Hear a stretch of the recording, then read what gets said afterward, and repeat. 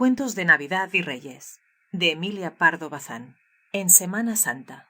A la cabecera del moribundo estaban Preciosa y Conrado, asistiéndole en sus últimos instantes, temblorosos como el criminal que sube las escaleras del cadalso. Y criminales eran, aunque criminales triunfantes y coronados por el ciego destino, Conrado y Preciosa.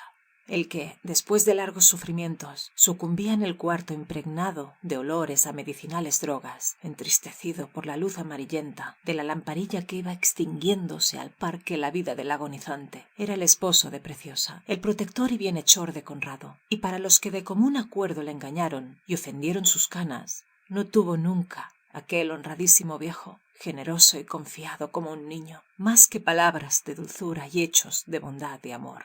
Abierta siempre a Conrado su bolsa y su casa, abiertos siempre los brazos y el corazón para Preciosa, cuya juventud no quiso entristecer nunca con severidades de anciano y melancolía de enfermo. El infeliz tenía derecho a la gratitud y al respeto más tierno y grave, y a que otros sentimientos vehementes no pueda inspirarlos la senectud. Y ahora se moría lentamente.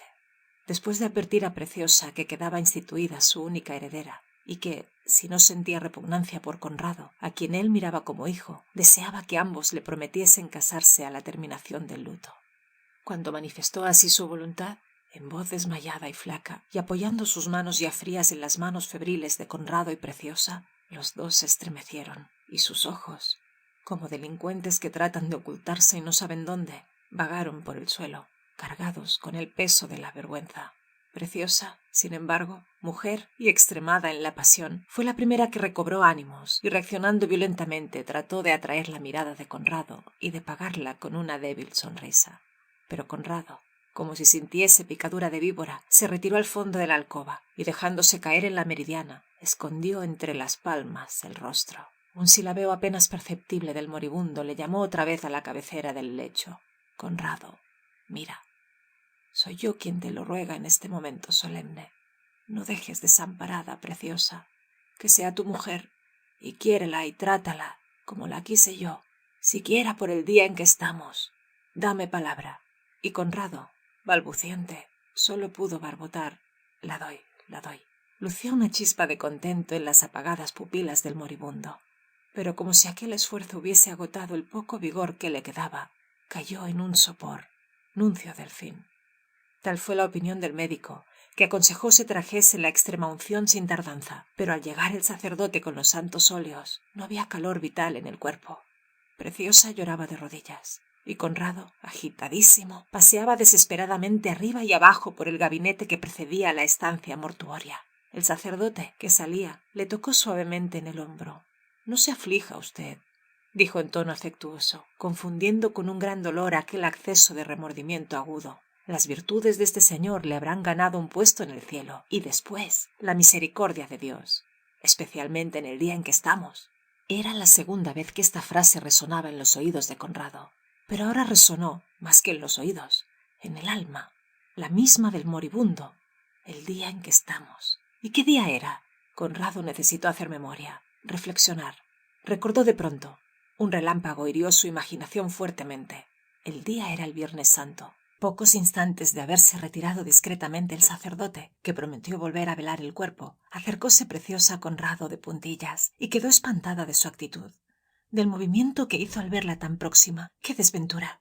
Conrado ya no la quería. A Conrado le infundía horror desde que la muerte había penetrado allí. Adivinaba el estado de ánimo de su cómplice y, precaviendo el porvenir, aspiraba a disipar aquella nube de tristeza, aquella alteración de la conciencia impura. Si esta noche vela el cadáver, se preocupará más, se agravará doblemente en su espíritu esta impresión terrible. Una idea acudió a la mente de Preciosa, fértil en expedientes, atrevida, como hembra apasionada y resuelta a lograr su antojo. Entró en la estancia mortuoria y, sobre el mueble incrustado, frente a la cama, buscó, entre otros frascos, el que contenía poderoso narcótico. Una gota calmaba y amodorraba, 2 adormecían, 3 o 4 producían ya un sueño largo, invencible, muy duradero, semiletal. Al poco rato, Preciosa se acercó a Conrado nuevamente y le sirvió por su mano una taza de tila. «Bebe, estás nervioso». Conrado bebió por máquina, apuró la calmante infusión, cuando empezó a notar cierta pesadez incontrastable. Le guió Preciosa a su propio cuarto. Le reclinó en el amplio diván, revestido de raso y almohadillado de encaje. Cubrióle con rico pañuelo de Manila. Le abrigó con edredón ligero los pies. Le puso almohadas finas bajo la nuca. Duerme, duerme, pensó, y no despiertes hasta que esté fuera de casa el otro. Conrado, entretanto, abría los ojos, sacudía el sueño de plomo que le había postrado y se restregaba los párpados, notando que el sitio en que se encontraba no era el elegante dormitorio de su tentadora Preciosa, sino una calzada en cuesta, empedrada de losas rudas y anchas, sobre la cual caía a plomo un sol ardoroso y esplendente, como de primavera en país cálido. Miró en derredor. A sus pies se extendía una ciudad que le parecía conocer mucho. ¿Dónde había visto él aquellas puntiagudas torres, aquellos extensos baluartes, aquel recinto fortificado, aquellas casas cónicas, aquel monumental templo, aquellas puertas angostas, sombrías, bajo las cuales cruzaban dromedarios y bueyes guiados por hombres de atezado cutis? La vestimenta de estos hombres también se le figuró a Conrado, aunque extraña, vista alguna vez. No en la realidad, sino en esculturas o cuadros, como que era la indumentaria hebraica de la gente humilde en tiempo de Augusto. La chituna o túnica ceñida, el taliz o manto, el sudaz que rodean las sienes, el ceñidor que ajusta el ropaje, y los pies descalzos o metidos en gastadas sandalias de cuero. Conrado pensó oír una voz persuasiva, salida quizás de lo íntimo de su ser, que murmuraba misteriosamente: «Esa ciudad es Jerusalén». «¿Jerusalén?». Conrado casi no se admiró. Jerusalén no era para él un lugar exótico. En Jerusalén había pensado tantas veces, desde niño, por el nacimiento que preparaba su madre. Se había familiarizado con Jerusalén. En Jerusalén tenía hogar su espíritu, su fe tenía casa propia. Lo único que sintió fue inmensa alegría. Imaginó volver de un largo destierro. Un grupo de gente que se apiñaba en la puerta fijó la atención de Conrado.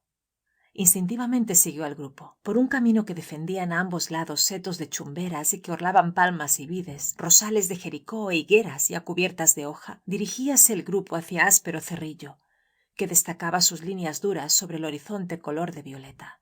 Bullía una muchedumbre en la colina. Hormigueaban los de a pie y se mantenían inmóviles sobre sus recios corceles los legionarios, cuyas lorigas y rodelas rebrillaban.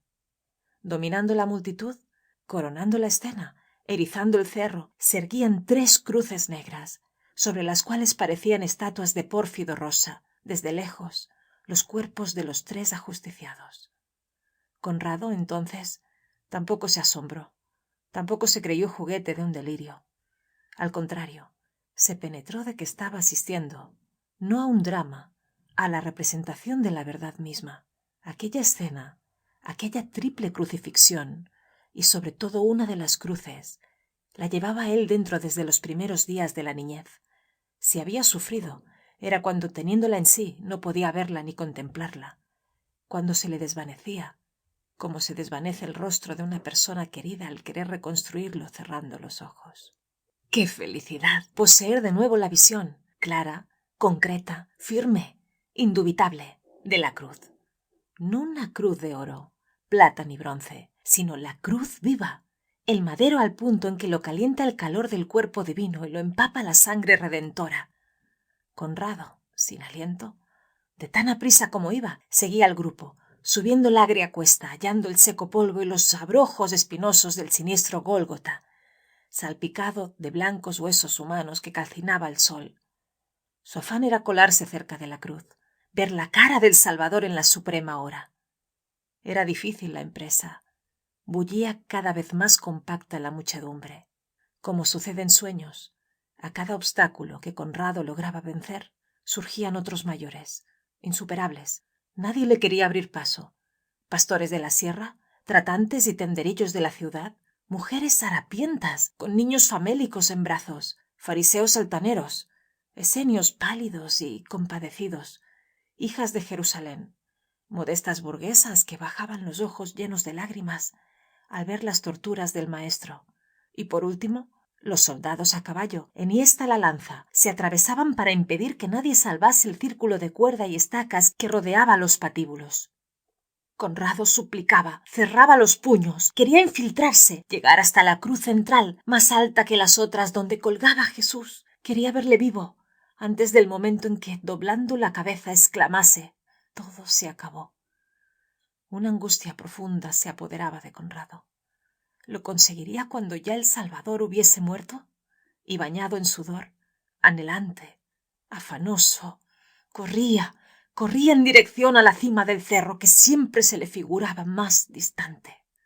Sus ojos divisaron entonces a una mujer abrazada al árbol mismo de la cruz, y sin reparar que la mujer estaba casi desvanecida de congoja, fijándose solo en que a aquella mujer también la conocía, gritó con esfuerzo: «María, María de Nazaret, alárgame la mano, que quiero llegar hasta tu hijo».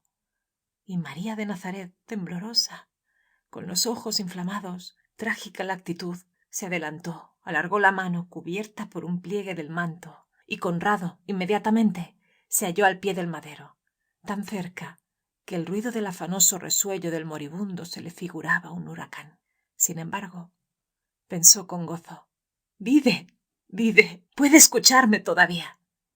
Y alzando la frente, doblando las rodillas, poniendo la boca sobre el palo ensangrentado, cerca de los sagrados pies, Conrado suspiró: «Jesús, Jesús, no me abandones». Y asombro, una voz dulce, empapada en lágrimas, respondió desde arriba: «Tú eres el que me abandonaste hace años, Conrado. ¿No te acuerdas?». Profundo sufrimiento experimentó Conrado. Un agudo cuchillo de pena, de contrición, se clavó en su pecho. Miró hacia lo alto con ansia. Jesús ya había inclinado la cabeza. El sol se velaba tras negrísima nube. La tierra se estremecía convulsa. A las plantas de Conrado se abrió una grieta horrible, casi un abismo. Y el pecador, atónito, cayó con la faz contra el polvo y las rocas descarnadas.